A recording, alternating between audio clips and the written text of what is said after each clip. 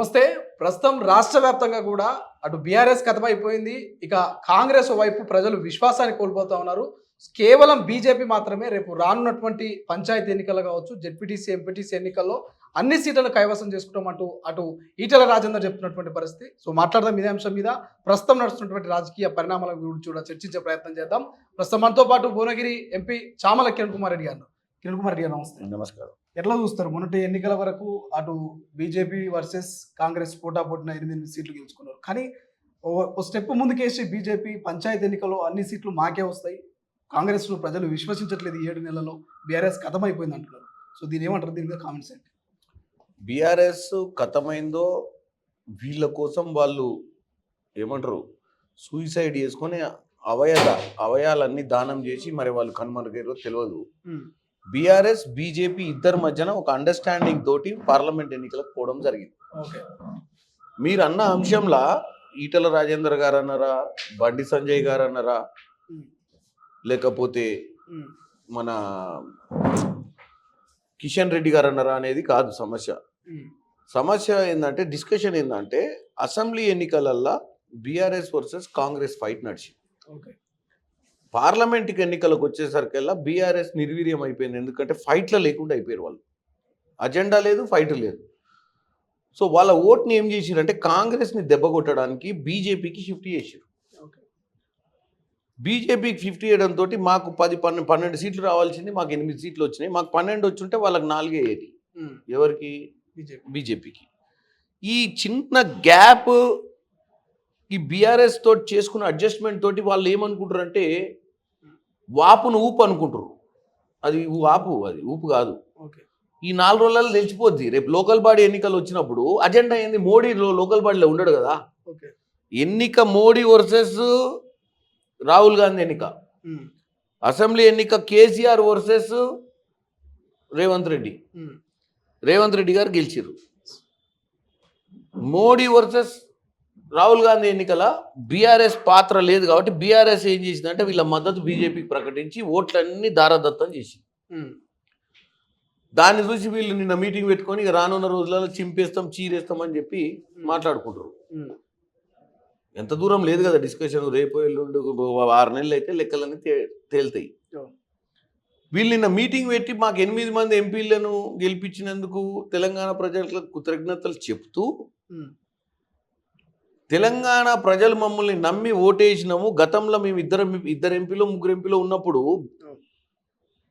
ఇదే కిషన్ రెడ్డి గారు పోయినసారి కూడా మంత్రి పదవి ఉండే, విభజన హామీలను నెరవేర్చని కిషన్ రెడ్డి దద్దమ్మ లెక్క ఆడ కూర్చుండు పోయి నరేంద్ర మోడీని నిలదీసి 2014 విభజన హామీలను తీసుకొచ్చే ప్రయత్నం చేయకుండా 6 నెలల కాంగ్రెస్ ప్రభుత్వాన్ని నిందలేసే అటువంటి హక్కు ఆయనకు లేదు.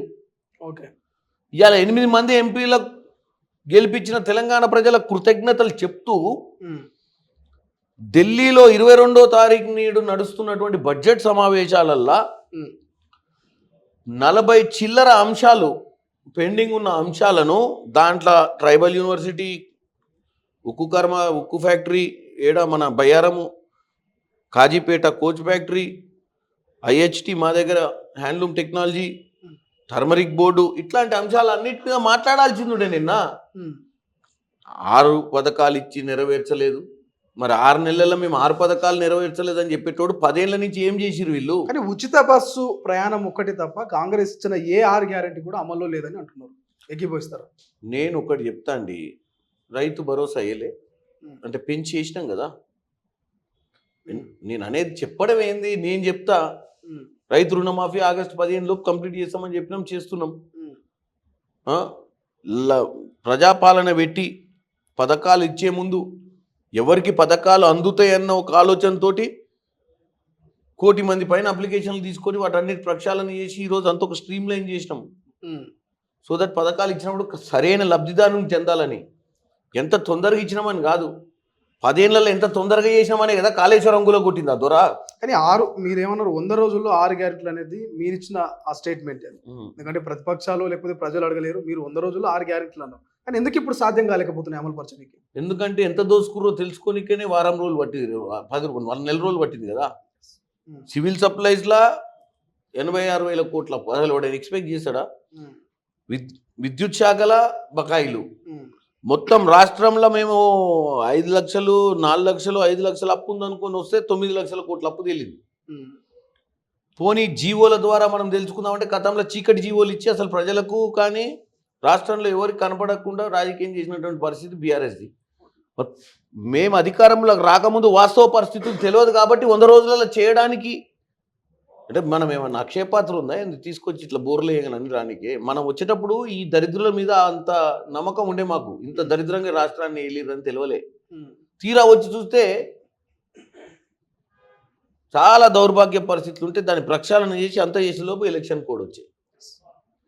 అరే 6 నెలలు కాకముందు ఈ బాధ ఎందుకు? తెలంగాణ ప్రజలు 5 ఏళ్ళు ఇచ్చారు అధికారము, మేము చేస్తేనే కదా మళ్ళీ మమ్మల్ని అధికారంలోకి తెచ్చేది. ఎందుకు ఈ బాధ? ఇప్పుడు రిఫరెండం అయితే బెటర్ కదా. ఈ ప్రతిపక్షాలు కొద్దిగా బుద్ధి జ్ఞానం ఉంటే అసెంబ్లీకి వచ్చి అసెంబ్లీలో మాట్లాడాలి. అసెంబ్లీకి రాకుండా ప్రజల్ని తప్పుదో పట్టించి నిరుద్యోగులను రెచ్చగొట్టి నిరుద్యోగులకు ఒక 5% నిరుద్యోగులకు ఎవరికన్నా దీంట్లో అడ్జస్ట్ కాలేనట్టు పరిస్థితి ఉంటే వాళ్ళందరినీ రోడ్ల మీద తీసుకొచ్చి వాళ్ళతోటి ప్రెస్ మీట్లు పెట్టించి వాళ్ళతోటి యూట్యూబ్ ఛానళ్ళల్లో మాట్లాడించి ప్రభుత్వానికి వ్యతిరేకంగా 90% లబ్ధిదారులకు అన్యాయం చేయాలని చూస్తున్నటువంటి పార్టీ బీఆర్ఎస్ పార్టీ. తిన్న తట్లే ఉంచే పార్టీ బీఆర్ఎస్ పార్టీ.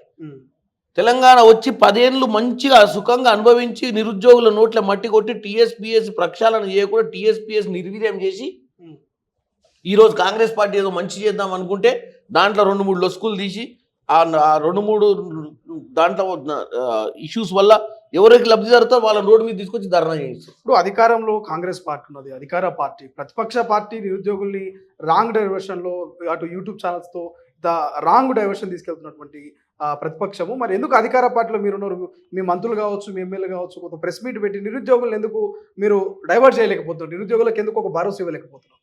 నేను ఒకటే చెప్తా అండి, నిరుద్యోగులకు వాళ్ళు భరోసా ఇస్తారు.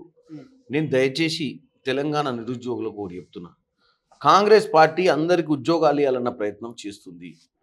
దీంట్లో ఎవరికైతే నష్టం జరుగుతుందో ఆ విధి విధానాల వల్ల వాళ్ళు రోడ్డు మీదకి వస్తారు, కానీ వాళ్ళకంటే 10 ఎక్కువ ఉన్నటువంటి లాభం జరిగేటువంటి వాళ్ళు ఎవరు రోడ్డు మీదకి వస్తలేరు కాబట్టి ఈ బాధ.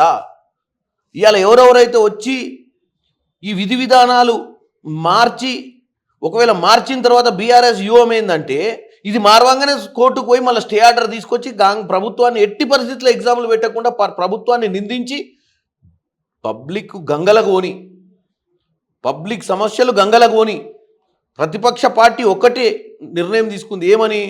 కాంగ్రెస్ పార్టీని ఏ పని చేయనీయకుండా చూడాలి. దీనికి కొన్ని ఎలిమెంట్స్ దొరికినాయి. ఆ ఎలిమెంట్స్ ఏంది? ఏ నిర్ణయం తీసుకున్నా 100% పర్ఫెక్ట్ ఉండదు. 70% మార్కులు వస్తే సూపర్ అన్నట్టు.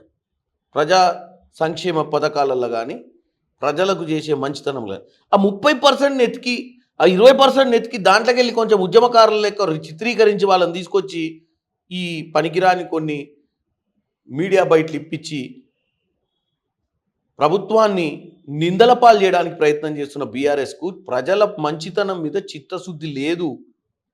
రాజకీయమే చేయాలి. కాంగ్రెస్ పార్టీ రేవంత్ రెడ్డి గారి ప్రభుత్వాన్ని నిందల పాలు చేయాలి. కోట్ల ద్వారా స్టేలు తీసుకొచ్చి ఎవరికి పరీక్షలు పెట్టకుండా చేయాలి. చేసి వీళ్ళని గద్దె దింపాలి. 10 ఏళ్ళ అధికారంలో ఉండి దాహం తీరలే. 6 నెలలు కాకముందే 6 రోజులు కాకముందే కూల్చేస్తాం తోచేస్తామని మాట్లాడిన బీఆర్ఎస్ నాయకులు ఇలా ఆ కూల్చేసుడు తోచేసుడు మాటలతోటి అందరు ఎమ్మెల్యేలు వచ్చి కాంగ్రెస్లో జాయిన్ అవుతారు. ఇప్పుడు ప్రభుత్వాన్ని అనుకున్నట్టుగా చేయకుండా ప్రక్రియ స్టార్ట్ చేశారు. కాబట్టి నేను ఒక్కటే చెప్తున్నా, తెలంగాణ ప్రజలు కాంగ్రెస్ని నమ్మి ఓటేసి గెలిపించారు. ప్రజలే ప్రభుత్వాన్ని కాపాడాల్సిన అవసరం ఉంది. ప్రజలే రోడ్డు ఎక్కి మంచిని మంచి చెడుని చెడు అని చెప్పాల్సిన అవసరం ఉంది. మంచి జరిగిన వాళ్ళు ఇంటికాడు ఉంటారు. ఎవరికో 5% 10% చెడు జరిగిన రోడ్డు మీదకి వస్తుండు. 90% కనబడతలేదు. ఆ 90% కూడా బయటికి రావాలి. ఈ విధానం కరెక్ట్ అని మాట్లాడాలి. మీరు అన్నట్టు మంత్రులు ప్రాపర్గా ఎక్స్ప్లెయిన్ చేయాలి. ఎట్ ద సేమ్ టైం లబ్ధిదారులు కూడా బయటకు వచ్చినప్పుడు ప్రజలు చూస్తారు ఏం జరుగుతుందని. ఏది ఈ సబ్జెక్టుకి సంబంధం లేని వాళ్ళు. ఓకే. సో ఇది మీరు అందరు కూడా మీ తొలి వెలుగు ఛానల్ మా ద్వారా మీరు ప్రజల మధ్యన తీసుకుపోండి. ఎస్. అండ్ దాంతో పాటుగా గతంలో ఏదైతే పార్టీ ఫిరాయింపులకు పాల్పడినటువంటి పరిస్థితి మనం చూసినాం. గతంలో మీ ప్రతిపక్ష హోదా లేకుండా చేసింది ఏదైతే బీఆర్ఎస్ పార్టీ. ఇవాళ సేమ్ యాస్టీస్గా బీఆర్ఎస్ పార్టీ చేసినటువంటి పని కాంగ్రెస్ పార్టీ ఏమైనా చేస్తుందా? పార్టీ See, ఫిరాయింపులు పాల్పడుతున్నారు. పార్టీ ఫిరాయింపులు అంటే వాళ్ళ లెక్క 12 మందిని ఒకేసారి 18 మందిని ఒకేసారి 88 మంది గెలిచిరండి. ఉమ్, 12 మందిని తీసుకొని పోయి 100 వేసుకుర్రు 100 కావాలని. 12 మందిని కూడా ఒకేసారి ఇద్దరికి మంత్రి పదవులు ఇచ్చారు. తలసాని శ్రీనివాస్ యాదవ్కు సబిత మేము మంత్రి పదవులు ఇచ్చినామా? ఉమ్, మేము భయభ్రాంతులకు గురి చేస్తలేము, మేము ప్రలోభాలకు గురి చేస్తలేము, మేమేమి భూములు రచిస్తలేము. ఉమ్, మేము కేవలం వాళ్ళు వస్తా అంటే జాయిన్ చేసుకుంటున్నాం, మేము రమ్మని పిలుస్తలేము. మేము వస్తా అని అన్నప్పుడు ఒక్కొక్కరు వస్తున్నారు తప్ప మేము గ్రూపులు పిలుస్తలేము. ఉమ్, వాళ్ళు కూడా ఎందుకు వస్తుర్రు? ఆత్మగౌరవం లేకుండా 10 ఏళ్ళు కేసీఆర్ దగ్గర పనిచేసి ఇలా ప్రభుత్వంలోకి వెళ్ళి బయటికి పోయినాక రేవంత్ రెడ్డి గారిని ఆయన పరిపాలనను కేసీఆర్ తోటి కంపేర్ చేసినప్పుడు వాళ్ళకి ఈ పార్టీలకు రావాలని వాళ్ళకి మనస్సాక్షి అనిపించి వస్తారు. ఓకే. అంటే నిజంగా బీఆర్ఎస్ పార్టీకి సంబంధించినటువంటి ఎమ్మెల్యేలు ఒకరు 10 మంది అంటున్నారు, ఒకరు 7 మంది అంటున్నారు, మీ పార్టీకి సంబంధించినటువంటి కొంతమంది నాయకులు. సో ఓవరాల్గా ఎంతమంది వచ్చే అవకాశం ఉంది, ఎప్పుడు వచ్చే అవకాశం ఉంది? నాకున్న అవగాహన, ఎందుకంటే ఎట్లా వస్తారో తెలియదు కానీ ఓ నలుగురు అయితే మిగులుతారు వాళ్ళ దగ్గర. ఎవరు ఆ నలుగురు ఎవరు ఉండొచ్చు? ఆ నలుగురు సినిమాల పని కోసం మిగులుతారు మోయడానికి. ఆ నలుగురు ఉంటారు అంతే. అది హిందూ ధర్మం ప్రకారం ఇంట్లో నలుగురు ఉండాలి పెద్ద మనిషి పోతే. ఆ నలుగురు ఉంటారు. ఆ నలుగురితో రాజకీయం నడుస్తారు. మీతో వాళ్ళందరూ వస్తారు కాంగ్రెస్ పార్టీ. కానీ ఈ ప్రధానంగా పార్టీ ఫిరాయింపులు చూస్తే బీఆర్ఎస్ కాంగ్రెస్ రెండు ఒకటే, అవి మ్యాక్స్ ఫిక్సింగ్ చేసుకున్నాయి. త్వరలో కాంగ్రెస్లో బీఆర్ఎస్ విలీనం కాబోతున్నది. కానీ మా పార్టీలోకి బీజేపీలోకి ఏ ఎమ్మెల్యే వచ్చినా కూడా వాళ్ళు రాజీనామా చేస్తేనే మేము స్వాగతిస్తామంటూ బీజేపీ నాయకులు అంటున్నారు. సరే, ఇది బాగా చూపి నేను చెప్తా ముచ్చటే. ఫస్ట్ ఆఫ్ ఆల్ వాళ్ళ దాంట్లోకి ఓడు వాళ్ళ దాంట్లోకి వెళ్ళి ఓడు బయటికి రాడు. ఎందుకంటే అది తీసుకుంటూ లేడు వాళ్ళను, వాళ్ళ పార్టీలకు పోనీకి ఓడి తయారలేడు. నెంబర్ 2, ఈ మహానుభావులు వేరే రాష్ట్రంలో దుకాణం బాగా నడిచే దగ్గర నిన్నగాక మొన్న 9వ తారీఖు నాడు మధ్యప్రదేశ్లో కాంగ్రెస్ ఎమ్మెల్యేని తీసుకొని మంత్రి పదవి ఇచ్చారు. మరి కిషన్ రెడ్డి గారు పేపర్ చదవడా, లేకపోతే కిషన్ రెడ్డి గారు చాలా తెలివికల్లోడు, తెలంగాణ వాళ్ళు పేపర్ చదవరు అనుకుంటాడో తెలియదు. ఆయన మా పార్టీ గురించి మాట్లాడితే వాళ్ళ పార్టీలో ఎమ్మెల్యే తీసుకొని మంత్రి పదవి ఇచ్చారు మధ్యప్రదేశ్లో. సో ఇక కిషన్ రెడ్డి బీజేపీ వాళ్ళు మాట్లాడే విషయాలకు అంతన లేదు పొంతన లేదు. గతంలో 4 రాజ్యసభ ఎంపీలను టీడీపీ వాళ్ళని తీసుకొని విలీనం చేసుకున్నటువంటి గొప్ప మా పార్టీ ఎవరు 4 పేరు చెప్పాలన్నా? సురజనా చౌదరి, గరికపాటి రామ్మోహన్, టీజీ వెంకటేష్, సీఎం రమేష్. మరి ఇవాళ బీఆర్ఎస్ వాళ్ళని తీసుకొని ఇక ఉపాయం నడుస్తుందా అంటారు. మరి నడుస్తుందా లేదా? మేము విలీనం అవుతున్నామా బీఆర్ఎస్ పార్టీని తీసుకొని? వాళ్ళు విలీనం అవుతుర్రో, ఎవరు ఏ పార్టీతోటి కుమ్మక్కు కాస్తుర్రో మొన్న జరిగిన పార్లమెంట్ ఎన్నికలలోనే తెల్లమైంది. నా పార్లమెంటు నేను నిలబడి ఎంపీ అయిన దగ్గర బీజేపీకి 75,000 ఓట్లు వచ్చినాయి. మరి ఇప్పుడు 5 లక్షల ఓట్లు వచ్చిన బీఆర్ఎస్ పార్టీ నుంచి ఓట్లు షిఫ్ట్ అయ్యి 4 లక్షల చిల్లరకి ఎట్లా పోయింది బీజేపీ? మరి బీఆర్ఎస్ పార్టీ లచ్చకే ఎందుకు అంకితమైంది? మనకు లెక్క అన్నీ క్లియర్ అవుతుంది. ఎవరెవరిని మ్యాచ్ ఫిక్సింగ్ చేసిరు. వారం రోజుల నుంచి ఢిల్లీలో కూర్చొని ఎవరితోటి మంతనాలు చేసిరు. చెల్లెకు బెయిల్ దేనికి ఎవరితోటి మంతనాలు చేస్తున్నావు? కేజ్రీవాల్కి అప్రూవర్గా మార్చి ఢిల్లీలో మళ్ళీ ఢిల్లీ గడ్డ మీద 3 సార్లు పరాభవమైన బీజేపీకి బతుకుదెరువు ఇస్తామని చెప్పింది ఎవరు? మరి ఇవన్నీ మాట్లాడుకుంటే ఇలా అంతర్గత వ్యవహారం ఏందో అందరికీ తెలిసిపోతుంది. ఓకే. సో పంచాయతీ ఎన్నికలు ప్రధానంగా జెడ్పీటీసీ ఎంపీటీసీ ఎన్నికలు మీ పోటీ ఎవరితో ఉంటుంది? బీఆర్ఎస్ తోట, బీజేపీ తోట? వాళ్ళిద్దరు తేల్చుకుంటారు కదా ఈ 2 రోజులల్లా. అంటే వీళ్ళు వాళ్ళ దాంట్లో విలీనం అవుతారో, వాళ్ళు వీళ్ళ దాంట్లో విలీనం అవుతారో చూసి ఆ పార్టీ కలిసి ఒకటే అవుతుందో 2 ఉంటుందో తెలుస్తుంది ప్రజలల్లో ఏ పార్టీకి మనగడ ఉంటుందో. ఓకే. కాకపోతే లోకల్ బాడీ ఎన్నికలు మొత్తం కాంగ్రెస్ పార్టీ స్వీప్ చేయబోతుంది. నిరుద్యోగుల విషయంలో ఎట్లా ఉండబోతుంది? నిరుద్యోగుల విషయంలో ఏమైనా స్టెప్ తీసుకోబోతుందా రాష్ట్ర ప్రభుత్వం? స్టెప్స్ తీసుకుంటుంది కదండి. Group 2, group 3, group 1, group 2, group 3 పరీక్షలు పెట్టి అన్ని నింపుతారు. వీళ్ళు ఉట్టి కన్ఫ్యూజ్ చేస్తుర్రు. నేను గంట సేపు నుంచి మొత్తుకుంది అదే కదా మీతోటి. ప్రభుత్వం చిత్తశుద్ధితో ఉంది. 5-10% తేడా వస్తే వాళ్ళతో ధర్నాలు చేయించి ప్రజల్ని తప్పుతో పట్టిస్తుర్రు. దయచేసి మీ మనతొలి ఛానల్ ద్వారా చెప్తున్నా, నిరుద్యోగులకు న్యాయం చేసే ప్రక్రియలో ఉన్నారు. కావాలని డిస్టర్బ్ చేసి పరీక్షలు పెట్టకుండా చేసి బీఆర్ఎస్ కుట్ర పన్నుతుంది. బీఆర్ఎస్ కాంగ్రెస్ పార్టీని పరీక్షలు పెట్టకుండా కన్ఫ్యూజ్ చేసి కోర్టులలో పోయి స్టేలు తీసుకొచ్చి మన విధి విధానాలను మార్చి నోటిఫికేషన్ ఇచ్చిన దానికి జరిగేదానికి తేడాలు తీసుకొచ్చి మా మీద ప్రెజర్ పెట్టి వీళ్ళందరినీ రెచ్చగొట్టి కొంతమందిని తర్వాత పరీక్షలు పెట్టకుండా చేసి పార్టీ రాజకీయం తప్ప వాళ్ళకు ప్రజల సంక్షేమం మీద పట్టింపే లేదు బీఆర్ఎస్ పార్టీకి. ఓకే. సో ఇవాళ జాయిన్ అయినటువంటి ఆర్కేపూడి గాంధీ కావచ్చు, జాయిన్ అయినటువంటి ప్రకాష్ గౌడ్ కావచ్చు, వీళ్ళ జాయినింగ్స్ని ఎట్లా చూస్తారు? గతంలో వీళ్ళంతా కూడా ప్రతిపక్షం అధికార పార్టీలో ఉండి మీరు ప్రతిపక్షంలో ఉన్నప్పుడు విమర్శించినటువంటి నాయకులు వీళ్ళ జాయినింగ్స్ మీద ఏమైనా కామెంట్ చేస్తారా? నేను జాయినింగ్స్ మీద కామెంట్ చేయను, ఎందుకంటే వాళ్ళు స్వచ్ఛందంగా వచ్చి జాయిన్ అవుతుర్రు. వాళ్ళు జాయిన్ కావడానికి కారణం ఏంటంటే అక్కడ వాళ్ళకి స్వేచ్ఛ లేదని ఇక్కడ జాయిన్ అవుతుర్రు. స్వచ్ఛందంగా వచ్చినప్పుడు కామెంట్ చేసేది ఏముంటుంది, వచ్చి మంచిగా వాళ్ళు ప్రజాపాలన ప్రజలకు గెలిపించిన ప్రజలకు సేవ చేయాలని ఇడికి వస్తుంది. Thank you so much. ఇది మొత్తం మీద నిరుద్యోగులను కేవలము ప్రతిపక్షాలే డైవర్ట్ చేస్తున్నట్టు ఎంపీ చామల కిరణ్ కుమార్ చెప్తున్నటువంటి పరిస్థితి. కెమెరా పర్సన్ అజయ్తో శ్రీశైలం, తొలి వెలుగు, హైదరాబాద్. అసలైన తొలి వెలుగు. ఫాలో వాట్సాప్ @తొలి వెలుగు official.